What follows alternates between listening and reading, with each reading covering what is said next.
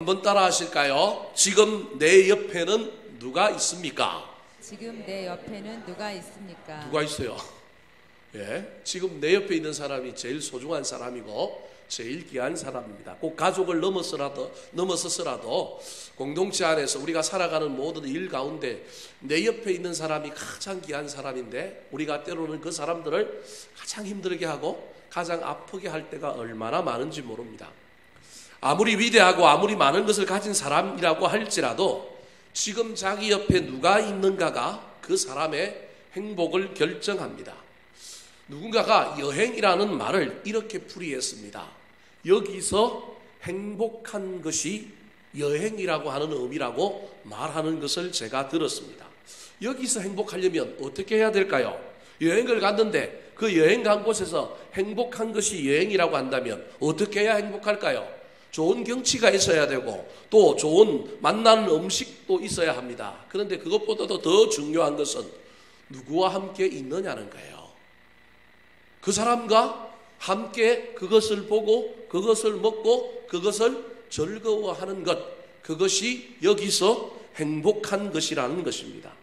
그러므로 우리 그리스도인들은 지금 내 곁에 누가 있는지 자주 살펴야 합니다. 특별히 우리 사순절에 내가 누구 곁에 있는지, 하나님 곁에 있는지, 성령님이 나와 함께하고 있는지 잘 살펴봐야 합니다. 영적으로 저와 여러분이 하나님 옆에 있어야 합니다. 하나님과 동행해야 합니다. 인간적으로는 좋은 사람들과 좋은 만남이 내 옆에 있어야 합니다. 오늘 본문에 나오는 아하수엘의 왕은 세계 최강대국의 왕이었습니다. 부족할 것이 하나도 없었습니다. 나라가 얼마나 크냐 하면 인도에서 저 이디오피아까지, 아프리카까지의 전 지역을 다스리는 왕이었습니다. 얼마나 나라가 컸는지 127개 지방으로 나누어서 다스릴 정도였습니다. 각 지방에 있는 지방관들을 불러 모아서 잔치를 하는데 얼마나 부자고 얼마나 강대했던지 잔치를 6개월 180일 동안 벌였습니다. 그것도 모자라서 7일 잔치를 더 벌였던 사람이 누구냐 하면 바로 아하수에로 왕이었습니다. 하지만 그의 인생은 행복해 보이지 않습니다. 잔치로 시작했다가 분노를 지나 파국과 이별로 그의 인생이 끝나가는 것이 보입니다. 에스더는 잔치로 시작해서 잔치로 끝나는 성경이에요. 에스더의 잔치가 총 몇 번 나오냐요? 10번 나오는 거예요. 사실은 이게 천국에 대한 이야기가 이 안에 숨어 있기 때문에 그렇습니다. 분명히 아하수에로 왕은 세계 최강대국의 왕이요, 잔치를 시작했는데 그의 인생은 행복해 보이지 않는 거예요. 그 이유가 무엇일까요? 자기 옆에 있는 사람하고 안 행복한 거예요. 자기 옆에 있는 사람을 잘못 만난 거예요. 자기 옆에 있는 사람을 수단으로 대하는 거예요. 그 사람을 목적으로 대하고 더불어 함께 행복해야 되는데 그러지 않다 보니 자신과 함께 행복을 누려야 하고 자기 옆에 있어야 할 가장 소중한 아내를 폐위시키고 쫓아내는 엄청난 실수를 저지르고 맙니다. 이 실수의 1차적인 책임은 사실은 아하수에로 왕 자신에게 있었습니다. 그런데 이 사람은 자기에게 이 실수, 이 잘못이 있다는 걸 모르고 늘 외부에서 그 원인을 찾았습니다. 이 실수의 책임이 그 왕에게 있었던 것은 첫 번째로는 이 왕이 사람들에게 인정받고 더 높아지려고 하는 욕구 때문에 자기 가시와 허영, 이 욕구를 다스리지 못하고 채워지지 않으니 자기 감정도 다스리지 못하여 분노하고 부분노에 대한 책임을 자기가 져야 하는데, 이 모든 일이 일어난 것에 대한 책임을 자기가 져야 하는데 그 분노의 결과로 다른 사람을 희생양으로 만들고 다른 사람의 책임을 전가하는 이런 문제가 그에게 있었던 겁니다. 그러니 분노할 때 누가 틈타느냐면 악한 마귀가 틈타게 되어 있습니다. 자기 욕구를 채우지 못하니 분노하는 것, 그건 성숙지 못한 사람들의 기본적인 태도지요. 물론 우리 인간이 다 이런 태도가 있습니다. 내 욕구를 채우지 못하면 얼마나 우리가 막 분노하는지 몰라요. 특별히 남편들, 아들들 밥 안 주면, 배고픔의 욕구 못 채우면 어떻게 해요? 막 성질내고 말을 툭툭툭 하고 뭐 이상한 걸 막 집어차고 막 이래요. 그게 우리 인간이란 말이에요. 그럼에도 불구하고 그 다음에 이성을 찾고 나면 그것을 수습하고 그것을 정돈하고 그것을 아름답게 잘 만들어갈 줄 알아야 되는데 그렇게 하지 못하니 그 분노 속에 누가 틈타느냐 하면 악한 마귀가 틈타게 되어 있는 겁니다. 비록 아내가 자기 욕구를 채워주지 못하고 자신을 무시한 것 같다 할지라도 지금 벌어진 문제가 분명히 부부 사이의 문제요, 가정의 문제라고 한다면 이걸 국정의 현장으로 가지고 와서 공식화해야 할 문제가 아닌데도 불구하고 자기 욕구가 채워지지 않고 체면이 깎이니 그 체면을 세우려고 가정의 문제를 국가의 문제로 만든 사람이 누구냐 하면 바로 아하수에로 왕입니다. 아마도 제가 보기엔 가정에 가서도 여전히 누구를 못 이기느냐 하면 제가 보기엔 이 왕이 자기 아내 왕후 와서디를 못 이기는 남자인 것 같아요. 집 안에서도 못 이기는데 세상 바깥에서 나와서 왕이라고 하는 권위를 가지고 자기 아내 자랑해 보려고 한번 불렀는데 또 말 안 들으니 가정에 가서 그걸 이기고 별로하게도 못 이기니까 이제 가정의 문제를 공식화하여 국정의 틀 안에서 이걸 다루려고 하는 겁니다. 어쩌면 비겁한 남자일지도 모릅니다. 그래서 자기가 결정하고 자기가 해야 될 모든 것을 책임을 누구에게 전가하느냐 하면 신하들에게 전가하여 신하들이 칼을 휘두르게 만드는 우를 범하고 있습니다. 사랑하는 성도 여러분, 내 옆에 있는 사람 그래서 중요합니다. 내가 실수했는데 그 실수한 것, 아내에게 실수했는데 그 실수한 걸 내가 좀 미숙하여 가정의 문제를 공론화시켰다 할지라도 내 옆에 있는 사람이 좋은 사람이면 그걸 바로 잡아주어야 합니다. 그걸 좀 덮어야 합니다. 그걸 좀 늦추어야 합니다. 기다려야 합니다. 그런데 아하수에로 왕은 자기 옆에 있는 아내와의 관계도 문제가 있었을 뿐만 아니라 자기 옆에 있던 신하와의 관계에도 문제가 있는 사람입니다. 왕이 좀 실수하고 왕이 좀 더 나가고 왕이 조금 미성숙해 보이면 그 순간 잡아주면 됩니다. 모든 부분에 미성숙한 건 아니거든요. 순간 미성숙할 수 있습니다. 완충작용을 해야 되고 더 큰 실수와 파국을 맞이하지 않도록 이 신하들이 바로 잡아줘야 되는데 아하수르는 참 불행한 왕으로 아내도 그의 옆에 행복한 존재가 아니고 그 아내에게도 자기도 행복한 존재가 아니고 그와 신하들 사이에서도 서로에게 선한 영향력을 행사하고 선순환을 일으키는 관계가 아니었다라고 하는 것이 오늘 본문에서 우리에게 보여주고 있는 내용입니다. 많이 가졌고 최강대국이지만 하나님이 없는 사람들의 가장 기본적인 실패와 비극이 바로 이 아하수에로 왕의 비극이라고 할 수 있습니다. 그렇다면 아하수에로 왕 주변에는 어떤 사람이 있었을까요? 오늘 본문에 나타난 이야기를 통하여 아하수에로 왕 주변에 있었던 사람들을 살펴볼 때 우리는 이런 사람들 만나지 말고 이런 주변 사람들 되지 않게 되기를 우리 구주 예수 그리스도의 이름으로 축원합니다. 첫 번째, 아하수에로 왕 옆에 있었던 사람들입니다. 따라 하시겠습니다. 눈치를 보는 사람. 눈치를 보는 사람. 자, 왕후 와스디가 자랑하려고 왕이 불렀는데도 불구하고 거절하고 오지 아니하였습니다. 여러 가지 이유가 있었겠지만 오지 않은 것에 대한 화가 치민 이 분노가 머리 꼭대기까지 솟아오른 이 왕이 이 문제를 분명히 가정에 돌아가서 해결해야 되고 둘 사이에서 해결해야 되는데 이 문제를 공론화시킵니다. 아까도 서론에서 말씀드렸던 것처럼 아마도 이 왕은 가정에서도 누굴 못 이기는 사람이냐면 이 아내 왕후를 못 이기는 사람이었던 것 같아요. 그러니 이제는 국정이라고 하는 공식화적인 어떤 틀을 통하여 이 아내를 한번 혼내주려고 하는 거예요. 그런데 단순히 혼내주는 걸 넘어서 이 이야기가 어떻게 가느냐 하면 파국으로 치닫습니다. 서로가 헤어지게 되는 문제로 벌어지게 됩니다. 이때 그 옆에 있는 사람들이 아주 중요한데 그 옆에 있는 사람들이 어떻게 행동할까요? 13절 말씀 같이 한번 읽어볼까요? 13절입니다. 시작. 왕이 사례를 아는 현자들에게 묻되 왕이 규례와 법률을 아는 자에게 묻는 전례가 있는데. 자, 현자라고 이야기했습니다. 여러분, 저 말은 얼마나 어폐가 있는 말인지 모릅니다. 지식적으로는 현자일지 모르겠지만 영적으로는 인격적으로는 현자들이 아닙니다. 죄송합니다. 오해하지 말고요. 박사라고 다 알까요? 우리나라의 박사들은요 뭐밖에 몰라요? 자기 분야밖에 몰라요. 이게 그럴 수밖에 없는 거예요. 학문이 고도로 발달하다 보니까 옛날에는 일반적으로 넓게 아는 사람, 그 사람들이 아주 똑똑하고 좋은 사람이라고 이해했는데 이제는 넓게 아는 사람이 아니라 어떻게 알아야 돼요? 깊이 알아야 되는 거예요. 저기 왕이 사례를 아는 현자, 지금까지 역사상 이런 일들이 벌어지면 또 이런 비슷한 일들이 벌어졌을 때 어떻게 했는지를 묻는 현자들이 있어서 그 현자들에게 이걸 물은 거예요. 그러면 현자들이면 상황 파악을 해보고 이 방황 속에서 어떻게 지혜롭게 슬기롭게 대처를 해야 될까, 그것을 발견하고 그렇게 행동해야 되는데, 이 현자들이 현자처럼 하지 않고 엉뚱하게 합니다. 이 현자들에게 있었던 잘못된 태도가 뭐였느냐 하면 바로 눈치를 보는 거였습니다. 14절 말씀 같이 읽겠습니다. 시작. 그때에 왕에게 가까이하여 왕의 기색을 살피며 나라 첫 자리에 앉은 자는 바사와 메대의 7지방관 곧 가르스나와 세달과 아드마다와 다시스와 메레스와 마르스나와 무무간이라. 자, 첫 자리 왕 앞에 있는 7명, 이 7수는 완전수란 말이에요.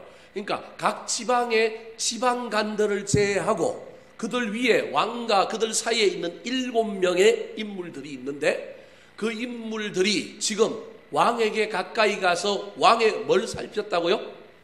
기색을 살폈다라는 거예요. 저게 한글로 보면 좋은 말이에요. 기색을 살피니까 그게 아픈지 안 아픈지 뭐가 불편한지 살피는 거 얼마나 좋아요. 그런데 그런 의미의 기색이 아니고 저건 뭘 보느냐 하면 눈치를 보는 거예요. 눈치를. 무슨 말이 옳은 말이냐고 생각한 게 아니고 왕이 무슨 말을 좋아할까, 저게 기색을 살핀 거예요. 현자라고 한다면 왕이 좋아하는 말을, 왕에게 맞는, 왕이 지금 막 제일 받아들일 만한 말을 해야 할 것이 아니라 이 상황을 슬기롭게 지혜롭게 헤쳐나가야 할 말을 해야 되는데, 그들이 왕에게 눈치를 보는 거예요. 물론 절대 권력을 가지고 있는 왕이고 세계 최강대국의 왕이니 밑에 있는 사람들이 목숨 부지하기 위하여 어쩔 수 없이 그렇게 하는 것이 당연해 보이기도 합니다. 그런데 오늘 본문 13절에서는 이들을 뭐라고 얘기하고 있어요? 현자라고 얘기하고 있잖아요. 현자는 그걸 넘어서는 사람이어야 한다는 겁니다.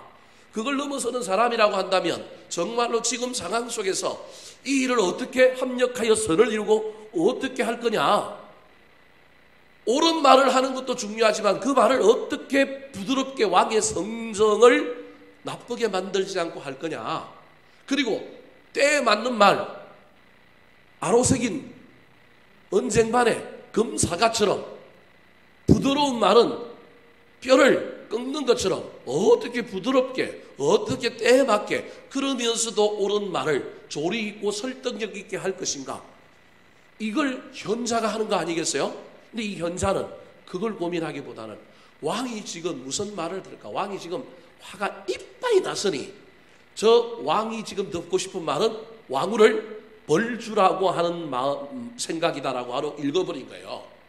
그래서 한 가정을 어떻게 하는 거예요? 깨어지게 만드는 거예요.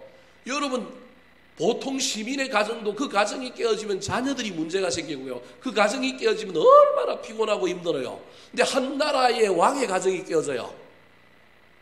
치국천하 수신제가라고 그랬는데요, 수신제가 치국천하라고 그랬는데요, 여러분 가정을 먼저 잘 지켜야 되는데 지금 조금 문제가 있어도 덮어주고 가정을 잘 봉합해서 만들어놔야 왕이 나라를 다 잘 다스릴 거인데, 어찌 현자라고 하는 사람들이 그것도 모르고 왕의 입맛에 맞는 말, 왕이 지금 가장 원하는 말이 뭐냐, 근데 그게 옳은 말이냐 좋은 말이냐 나쁜 말이냐 생각도 안 해보고 왕의 눈치를 보고 말하고 있는 것입니다. 여러분, 이런 사람이 있으면 사단이 일어납니다. 이런 사람이 있으면 갈등이 일어나고 긴장이 일어납니다. 사랑하는 성도 여러분, 저와 여러분 주변에 이런 사람이 있습니까? 내 옆에 있지만, 있는 것만으로 중요한 것이 아니라 내 옆에 있지만 내 눈치를 보고 옳은 말이 아니라, 하나님의 말이 아니라, 지혜로운 말이 아니라 내 감정만을 잘 다독거리고 그냥 나한테 점수 따려고 하는 아첨의 말을 하고 있지는 않은지 살펴보시기 바랍니다. 저와 여러분이 이 현자의 위치에 있어야 한다면, 정말로 왕이 분노하고 있고 잘못 말하면 목숨이 떨어져 나갈 거라고 한다면, 이때 저와 여러분이 어떻게 해야 할까요? 여러분, 이게 에스더서의 주제입니다. 에스더가 그런 위치에서 어떻게 해요? 죽으면 죽으리라. 이게 에스더서의 주제라니까요. 여기 현자라고 하는 사람이 현자가 아니고요, 에스더가 현자라는 거예요. 에스더는 하나님의 뜻을 읽은 거예요. 그러므로 저와 여러분 옆에 이런 사람이 있는지, 또 내가 누군가 옆에서 이런 사람은 아닌지 잘 살펴보고, 눈치를 살피는 사람, 눈치를 보는 사람, 아첨하는 사람이 아니라 어떻게 하면 옳은 말을 부드럽게 잘할 건가? 어떻게 하면 옳은 말을 상대방에 감동시켜서 전달할 건가? 어떻게 하면 옳은 말을 때에 맞게 잘 전달하여 합력하여 선을 이루게 할 건가? 하나님이여 지혜를 주십시오. 내 입술에 아름다운 말을 넣어주십시오라고 기도하며 달려가는 저와 여러분 되시기를 예수님의 이름으로 축원합니다. 두 번째로 아하수에로 왕의 가정을 파탄내고 그의 삶을 행복이 아니라 불행으로 이끌어가는데 옆에 있었던 사람이 누굴까요? 따라 하시겠습니다. 자기의 이익을 추구하는 사람. 자기의 이익을 추구하는 사람. 이 사람이 누구냐 하면 오늘 본문에 나오는 머무간이라고 하는 사람입니다. 기회주의자요. 이 사람은 왕을 섬기는 것 같고 왕을 위하여 이야기하지만 실제로는 누구의 이속을 챙기고 있느냐 하면 자기의 이속과 자기의 이익을 챙기는 사람입니다. 겉으로 드러나는 것은 왕에게 조언을 하고 왕의 문제를 해결해 주는 것처럼 하지만 사실은 기회주의자요, 자기 이익을 추구하는 자입니다. 왜 그럴까요? 앞에 14절 말씀을 다시 한번 보여주시겠습니까? 자, 앞에 14절에 보면 지방관 7명이 나오는데 이 7명의 이름 순서를 보십시오. 이 이름 순서가 여러분 서열 순서라고 하는 사실을 이해해야 합니다. 그러니까 머뭇간이라고 하는 사람이 7명 중에서도 말째란 말이에요. 마지막이라는 거예요. 근데 이 친구가 어디로 가고 싶어요? 앞으로 가고 싶어요. 더 인정받고 싶은 욕망이 있는 거예요. 그래서 기회를 엿보고 있는 거예요. 그 기회를 엿보고 있다가 중요한 건 옳은 말을 하는 게 성진하는 게 아니라 누구 마음에 맞는 말을 하는 게 성진하는 거예요. 왕의 마음에 맞는 말을 하는 게, 그 왕이 막 파국이 나든 나라가 망하든 상관없이 그냥 왕에게만 맞는 말을 하면 자기가 성진할 거라고 생각하는 거예요. 그때 기회를 보고 있다가 말째인데 자기가 말할 기회도 없고 자격도 없는데 툭 튀어나와서 말을 하고 인정을 받아서 첫째가 되고 싶은 욕심을 가진 사람이 누구냐 하면 바로 머뭇간입니다. 그 사람이 왕에게 어떻게 이야기할까요? 16절 말씀. 자, 같이 한번 읽어보겠습니다. 16절입니다. 자, 하나 더 넘겨주십시오. 16절 시작. 머뭇간이 왕과 지방관 앞에서 대답하여 이르되 왕후 와스디가 왕에게만 잘못했을 뿐 아니라 아하수에로 왕의 각 지방의 관리들과 뭇 백성에게도 잘못하였나이다. 자기 이야기가 설득력 있게 만들거나 효과가 있게 만들려면 두 가지 방법을 써야 합니다. 상대방을 깎아내리거나 문제를 키워야 됩니다. 그걸 짐소붕대 전략이라고 하는데요. 작은 걸 어떻게 이야기하느냐 하면 크게 이야기하는 거예요. 지금 문제는 왕과 왕후의 관계에서 왕의 명령을 왕후가 뭐 한 거예요? 순종하지 않은 거예요. 듣지 않은 거예요. 이건 지극히 가정적인 문제예요. 국가의 공식적인 일도 아니에요, 사실은. 그리고 왕비가 안 온다고 막 국가적으로 문제가 될 일도 아니에요. 근데 그 일을 학대합니다. 부풀립니다. 작은 문제인데 그 작은 문제 뒤에 뭐가 있다고 얘기하는 거예요. 뭐라고 얘기해요? 왕에게만 잘못했을 뿐만 아니라 아하수에로 왕의 각 지방의 관리들과 뭇 백성에게도 뭐 한 거라고요? 잘못했다라는 거예요. 아니, 왕한테 잘못한 걸 뭇 백성에게 잘못했다라는 거예요. 청와대에서 김정숙 여사하고 문재인 대통령하고 싸웠는데 그 싸운 것이 두 사람의 문제뿐만 아니라 김정숙 여사가, 이거 방송돼갖고 청와대에서 들을라. 예, 김정숙 여사가 문재인 대통령에게 잘못했다. 그래서 그 김정숙 여사가 잘못한 행동이 모든 국민들에게 잘못한 행동이라는 거예요. 뭐 어떻게 보면 맞는 말이기도 해요. 그죠? 예, 국민들에게도 잘못한, 이렇게 지금 침소봉대하는 거예요. 저것만 갖고 효과가 없으니까 또 다른 전략을 씁니다. 그게 뭐냐 하면 여론에 의지하는 작전을 써요. 그게 몇 절에 나옵니까? 18절. 같이 한번 읽어보겠습니다. 18절 시작. 오늘이라도 바사와 메대의 기브인들이 왕후의 행위를 듣고 왕의 모든 지방관들에게 그렇게 말하리니 멸시와 분노가 많이 일어나리이다. 자, 왕비가 그랬기 때문에 모든 기브인들도 뭐 할 거라고요? 따라 할 거라는 거예요. 그래서 여론이, 분노가 많이 일어날 거다. 여론이 나빠질 거다. 아니 왕국에서 일어난 일이 뭐 어떻게 소문이 퍼져요? 지들이 말만 안 하면 되는 일인데도 불구하고 지금 두 사람의 이야기를 국가의 이야기로 만들 뿐만 아니라 지금 왕후의 그 거역한 행동은 나라의 여론을 덜컥게 만들 거고 문제가 생길 겁니다. 그로 인하여 왕의 왕권이 흔들릴 수 있습니다. 이런 이야기까지 뉘앙스를 지금 깔고 가는 거예요. 그것만 하면 되는 게 아니라 또 무슨 이야기까지 하느냐 하면요, 아주 치밀하게 그러면서 자기가 대안을 다 냅니다. 어떤 대안을 낼까요? 19절 말씀 시작. 왕이 만일 좋게 여기실진데 와스디가 다시는 왕 앞에 오지 못하게 하는 조서를 내리되 바사와 메대의 법률에 기록하여 변개함이 없게 하고 그 왕후의 자리를 그보다 나은 사람에게 주소서. 왕후를 폐위하라는 거예요. 그런데 왕후를 폐위하는데 폐위하기 전에 첫 번째 조서를 내려서 뭐라고 얘기하고 있냐. 첫 번째 와스디 왕후가 누구 앞에 못 오게 하라고요? 왕 앞에 못 오게 하라는 거예요. 부부 싸우면 칼로 뭐예요? 물베기예요. 오늘 싸웠지만 내일 아침 되면 어쩔 수 있어요. 여자들이 와고 또 이렇게 하면 남자 또 마음이 바뀔 수 있다라는 거예요. 여러분 이 바뀌는 달에 누가 문제가 생길까요? 머뭇가는 그 다음날 왕비 눈에 뿐만 아니라 왕 앞에도 이상한 남자가 될 가능성이 있는 거예요. 저 머뭇가는 진짜 똑똑한 거예요. 그래서 접근 금지 명령, 왕과 와서디는 못 만나야 합니다. 나중에 마음이 바뀔까 봐. 뿐만 아니라 뭘 내리라고요? 조서를 내리라는 거예요. 이 나라의 조서는 한번 결정하면 일사부재리의 원칙에 의하여 뒤집어 엎을 수가 없는 거예요. 이 법이 이 중동 지역에 있는 법이에요. 그래서 나중에 다니엘서에도 보면 왕이 자기 말고 다른 신을 섬기는 기도 행위를 하거나 종교 행위를 하는 사람은 어디에 넣기로 했어요?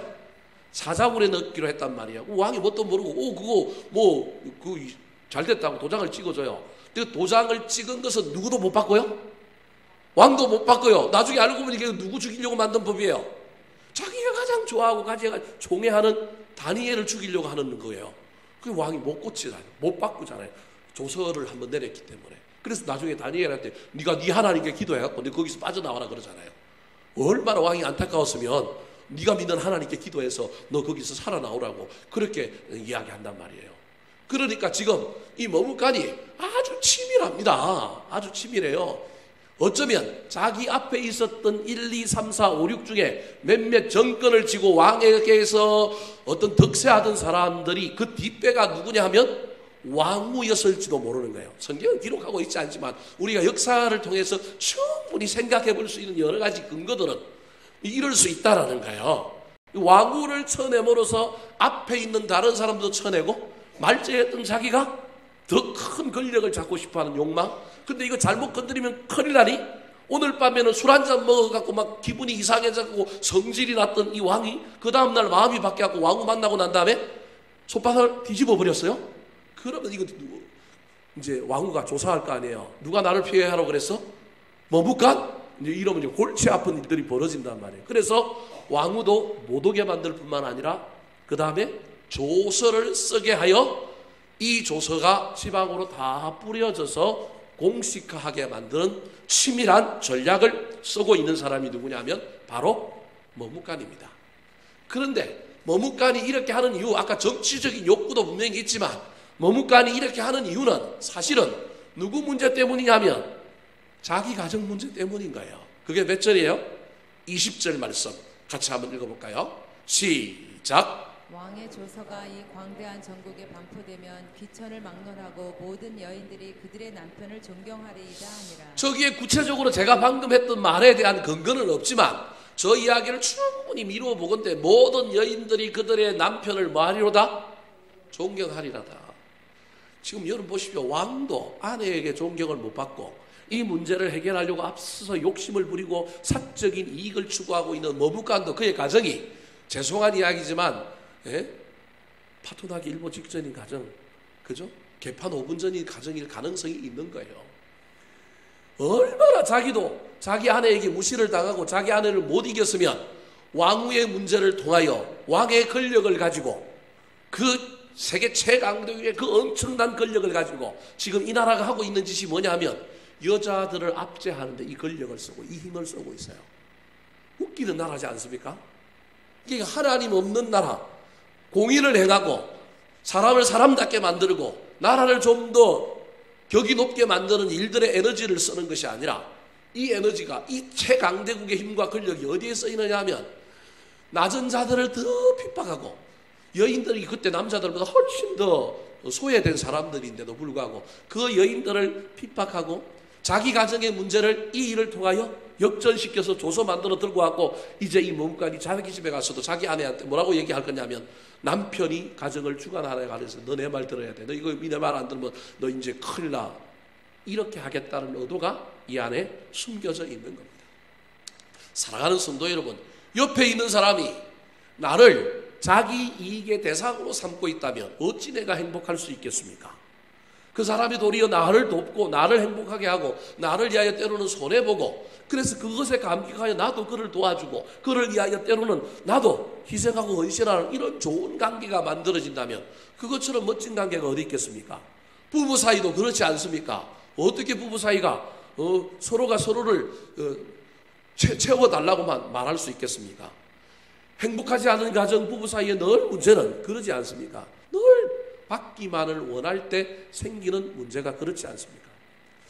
TV를 보니까요, 중년 연예인들이 나와가지고 이제 밥을 먹는 그런 이야기가 나오는데 보니까 그 가수 중에 블로리아를 부른 남자 가수하고 아나운서 손범수하고 한 또 다른 연예인 집에 놀러 가서 밥을 먹는데 그 집에 부인이 너무 요리를 잘하는 거예요.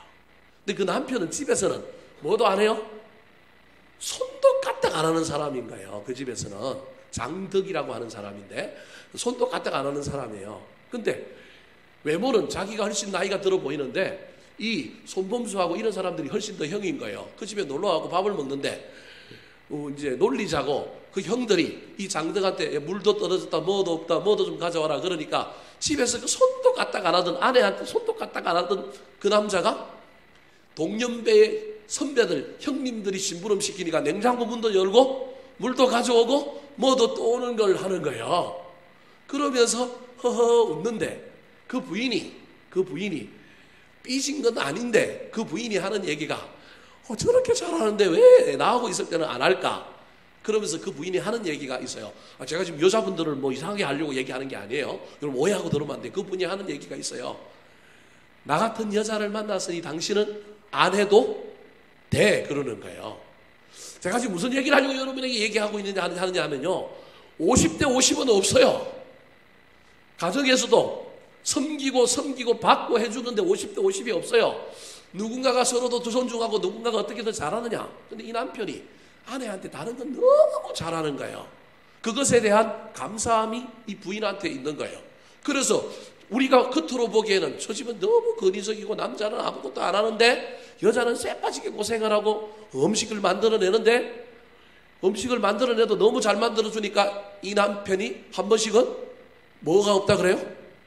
맛이 없다 그러는 거예요. 요리를 진짜 잘해요. 막 서양식도 막 이탈리아식부터 시작하고 막 요리를 못하는 게 없는 여자예요. 연예인인데 얼마나 잘하는지 몰라요. 그런데도 불구하고 그 남편은 때로는 막 그렇게 얘기하는 거예요.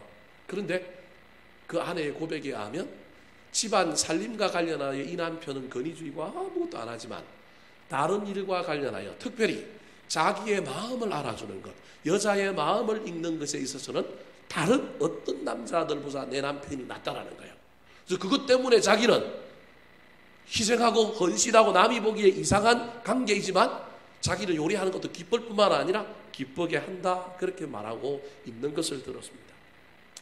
무슨 얘기를 하려고 그러느냐 하면 서로가 서로를 이하여 섬겨주고 헌신하는 것이 형님 먼저 아우 먼저처럼 라멘 선저처럼 왔다 갔다 할 수만 있다면 그 관계 속에 그게 얼마나 아름답겠습니까? 근데 그것이 아니라 내 이익을 위하여 상대방을 이용하는 사람이 내 옆에 있다?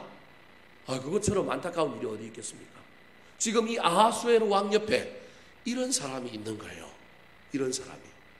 왕을 위하여 왕이 잠시 실수했는데 왕이 잠깐 너무 조금 오버했는데 이걸 어떻게 하면 바로 잡아줄 건가? 이걸 어떻게 하면 정상적으로 돌릴 건가? 어떻게 하면 조금 멈추게 할 건가? 그게 아니라 불난집에 휘발유를 더 부어가지고 어떻게 하면 이걸 깨트리고 이걸 통하여 궁극적으로 누구의 이익을 추구하고 있어요? 내 가정에 내가 해결되지 못한 문제를 해결하려고 하는 사람이 바로 머뭇간이었다라는 것입니다. 사랑하는 성도 여러분, 사순절에 예수님을 묵상할 때 저와 여러분이 반드시 기억해야 될 것은 먼저라고 하는 사실을 기억하시기 바랍니다.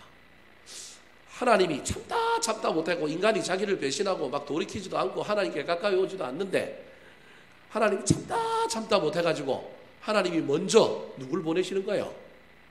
예수님을 보내셨다니까요. 그게 인류 역사의 이야기예요. 우리가 잘 보여가지고 구원의 길을 열어달라고 막 하나님께 이야기해서 그런 게 아니라 자꾸 멀어지는 거예요. 여러분, 성경의 역사가 전부 그거예요. 아담과 하와가 에덴 동산에서 선악과를 따먹었는데 하나님 그래도 뭘 열어줘요? 살 길을 열어주잖아요. 살 길을 열어주잖아요. 그런데 그 인간이 너무 타락했고 막 인간 만든 걸 후회하고 홍수로 썰어버렸는데 또 하나님 또 어떻게 해요? 노아를 통해서 또 만들어 가잖아요. 또 만들어 가잖아요. 이집트에서 430년 동안 포로 생활하고 있는 그 사람들, 그들을 하나님께 나오고 하나님을 막 열심히 그런 것도 아닌데도 불구하고 모세를 보내갖고 모세가 가자고 해서 잘 안 가려고 하는 그 사람들을 때리고 가나안 땅으로 가잖아요. 이 성경의 역사는 먼저 찾아오신 분, 먼저 행동하시는 분, 먼저 구원의 손길을 내미시는 분이 누구냐 하면 하나님이다라고 하는 걸 보여주는 거예요. 이게 여러분 기독교입니다. 여러분. 그래서 자존심 내세우면 안 돼요. 저와 여러분이. 저도 막 이 문제 때문에 때로는 막 힘들 때가 있는데 성경이 분명히 우리한테 이야기하고 있는 건 먼저 용서하고요. 먼저 다가가고요. 먼저 손 내밀고요. 먼저 손해보는 거예요.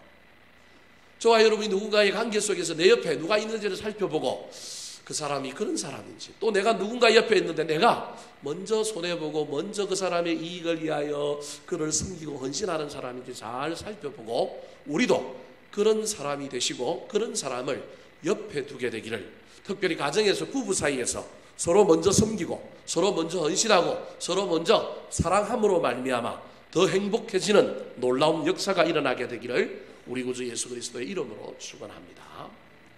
마지막으로 아하수엘의 왕 옆에 있었던 사람은 어떤 사람일까요? 어떤 사람들이 있었길래 이 아하수엘의 왕, 이 세 강대국의 왕 모든 걸 다 가져서 행복하기만 해도 부족한 이 왕이 행복이 아니라 비참한 인생의 그 길을 향하여 걸어가고 있을까요? 세 번째 아하수엘의 왕 옆에 있었던 사람입니다. 따라 하시겠습니다. 멋모르고 동정하는 사람, 동조하는 사람. 멋모르고 동조하는 사람. 21절 말씀입니다. 같이 한번 읽어볼까요? 시작. 왕과 지방관들이 그 말을 옳게 여긴지라 왕이 문무간의 말대로 행하여. 영적인 분별력과 통찰력이 없으니 말 잘하는 사람, 막 치밀하게 막 조서까지 이야기하고 생각지도 못했던 것까지 이야기하니까 이 문무간의 이야기가 전부 어떻게 여겨졌다고요? 옳게 여겨졌다라는 거예요. 그래서 왕도 지방관도 모두 뭐 한 거예요? 동의를 해버린 거예요. 만장일치가 돼버린 거예요. 여러분 조금만 눈을 들어 생각하면 저게 만장일치로 끝나야 될 문제예요. 적어도 소수 의견이라도 있어야 되는데 누군가는 그래도 왕비를 불러다가 왜 알았는지 이유는 좀 물어봅시다. 여러분 최소한 그래야 되는 거 아니에요? 그죠? 왕이 명령을 했는데 안 왔어. 이쪽에서는 기분이 나빠. 왜 안 하는 게 거역하는 거하고 반대하는 것 같지만 그래도 왕비를 불러다가 뭘 해봐야 돼요? 최소한 물어는 봐야 되잖아요. 이게 기본이잖아요. 이 기본 상식이 지금 여기 안 통하고 있는 거예요. 자기들끼리 앉아서 북치고 장구치고 해석 다 하고 상대방 마음속에 다 들어가 봤고 다 그냥 자기들이 다 전지전능한 하나님들 다 아는 거예요. 이건 거역이다. 이건 반역이다. 저 여자는 사람됨이 이상하다. 뭐 이미 이래버리는 거예요. 그래서 반드시 이 안에서 좀 다른 생각, 좀 다른 관점을 가지고 생각을 좀 해볼 수 있어야 되는데 그게 없는 거예요. 좋은 게 좋은 거라고 동의하는 사람이기도 하지만 그냥 누군가가 말하면 괜히 뭐 불화를 만들기 싫어서 그 말하는 것에 그냥 묻어가는 스타일이 우리 동양권에 많이 있고 우리 한국 사람들에게 훨씬 더 많이 있는데 여러분 저때 누군가가 브레이크를 한번 밟아줬다면 이 아하수에로 왕의 가정은 이 나라는 조금 더 좋은 방향으로 굴러가지 않았겠습니까? 여러분, 저와 여러분에게도 이런 사람들이 있었으면 좋겠습니다. 마지막 부분에만이라도 우리에게 누군가가 전달을 좀 해주고, 공식적인 석상에서 말하기 힘들면 개인적으로라도 말해주는 사람이 있다면 그것처럼 멋진 일이 어디 있겠습니까? 제가 늘 설교하면서도 요 앞전에 주일날도 그런 설교 한번 했죠. 아담과 하와의 이야기 속에서 몇 가지 이야기를 좀 했죠. 첫 번째, 두 번째, 서로 망가지지 않을 여러 가지 것들이 있었는데, 그렇죠? 아니, 뱀을 멀리 했다면, 뱀의 이야기를 안 들었다면, 응? 안 따먹었을 텐데, 그 다음에 아내의 이야기를 안 들었다면 안 따먹었을 텐데, 따먹고도 하나님이 어디 있느냐 물어봤을 때 어떻게 하면 돼요? 회개하면 되죠. 마지막 순간에도 늘 기회들이 있단 말이에요. 인생은 늦었다고 할 때가 기회인데 그때 그 기회를 어떻게 붙드느냐의 문제라는 겁니다. 마지막 기회에 이 머뭇가는 이야기를 듣고 누군가가 옳은 얘기고 지혜롭고 좋은 얘기이긴 한데 그것을 시행하기 전에 왕비를 불러서라도 한번 얘기를 들어봅시다. 또 다른 방법으로 한번 생각을 해봅시다. 좀 기다려봅시다. 이런 얘기라도, 꼭 반대는 아니더라도 좀 누군가가 늦춰주고 조금 기다리자고 해보고 조금 뒤에 좀 생각을 해보자고 그러고 이러는 사람이 있었다고 한다면 얼마나 좋았겠습니까? 그런데 그 옆에, 왕 옆에 그냥 동조하는 사람들만 있었지 중간에서 조금 브레이크를 밟아주고 조금 기다리는 사람이 없었다라는 겁니다. 다르게 얘기하면 영적인 분별력과 통찰력을 가지고 있었던 사람들이 없어서 사람의 말에 그냥 귀를 기울이는 겁니다. 여러분, 기독교 안에, 특별히 교회 안에 저와 여러분이 일상적으로, 모르겠어요. 여러분들은 잘 모르겠지만 목사님들 사이에 일상적으로 간행적으로 쓰는 표현이 있습니다. 남의 이야기를 듣고 선뜻 마음이 내키지 않을 때 뭐라고 얘기해요? 기도해 보겠습니다. 근데 그 기도할까요? 안 할까요? 그럼 잘 생각해 보셔야 됩니다. 기도할까요? 안 할까요? 근데 이 말이 얼마나 좋은 말인지 몰라요. 핑계대고 변명하는데 좋은 말이 아니고요. 진짜 저와 여러분이 해야 할 일이 뭘까요? 기도해 봐야 됩니다. 단순히 거절하기 위해서가 아니라 내 마음에 진짜 안 드는데 저 사람들이 이렇게 요구하는데 내 머릿속에 이미 판단이 끝났어. 그래서 이거 안 들어줘야 되는데 그냥 거절한다는 말은 못하니까 그냥 뭐라고 얘기했어요? 기도하겠습니다. 그럼 아니에요. 진짜 그거 갖고 뭐 해봐야 돼요? 기도해봐야 된다니까요. 여러분, 기도해봐야 된다니까요. 이게 분별력입니다. 여러분, 저와 여러분의 머리, 저와 여러분의 이성, 저와 여러분의 판단을, 그리고 우리 눈앞에 보이는 현상들을 우리 그리스도인들은 너무 믿으면 안 됩니다. 보이지 않는 세계가 우리는 있다고 믿는 사람들이란 말이에요. 눈에 보이는 것 말고도 저와 여러분이 하나님 앞에 반드시 물어야 할 것이 있음을 잘 기억하여 어떤 대세가 또는 어떤 일들이 척척척 벌어지고 있을 때라도 제가 딴지를 걸으라는 얘기가 아닙니다. 여러분, 저와 여러분 반드시 뭘 해봐야 되느냐 하면 옳은 일이든 나쁜 일이든, 지금 제가 나쁜 예를 들은 겁니다. 나쁜 예뿐만 아니라 옳은 일을 할 때도 저와 여러분 때로는 뭘 해야 될까요? 그냥 동조하지 말고 뭐 해봐야 되느냐 하면 기도해봐야 합니다. 그냥 입술로 기도해보고 말씀드리겠습니다가 아니라 실제로 기도한 후에 하나님의 음성과 하나님의 말씀을 듣고 기도해보고, 기도해봤는데도 정말 모르겠으면 솔직하게 이야기하면 됩니다. 기도했는데 잘 모르겠습니다. 그래서 제가 어찌해야 할 바를 모르겠습니다. 좀 기다려 주십시오. 여러분, 이게 맞는 말 아닙니까? 이게 맞는 말 아닙니까? 저도 누군가가 막 자기들 교회를 도와달라고, 선교단체를 도와달라고 막 수많은 사람들이 저한테 편지도 보내오고 전화도 오고 막 찾아옵니다.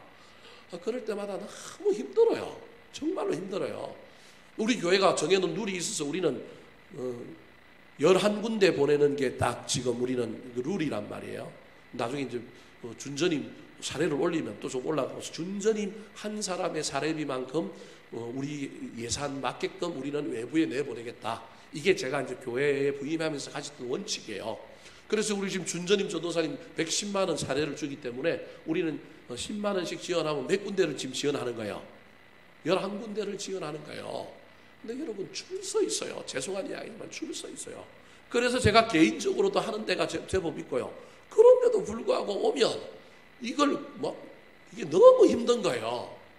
그래서 세 군데도 제가 지금 하는데 제가 세 군데도 하는 것도 제가 기도해 보겠습니다 그래 놓고 양심에 찔려가지고 기도하니까 교회는 형편이 안 되고 상황이 안 되니 하나님 누구보고 하라 그래요? 저보고 하라 그래요. 저보고 하라 그래요. 그래서 제가 하는 거예요. 하나님 나보고 하라니까. 그래서 하는 거예요.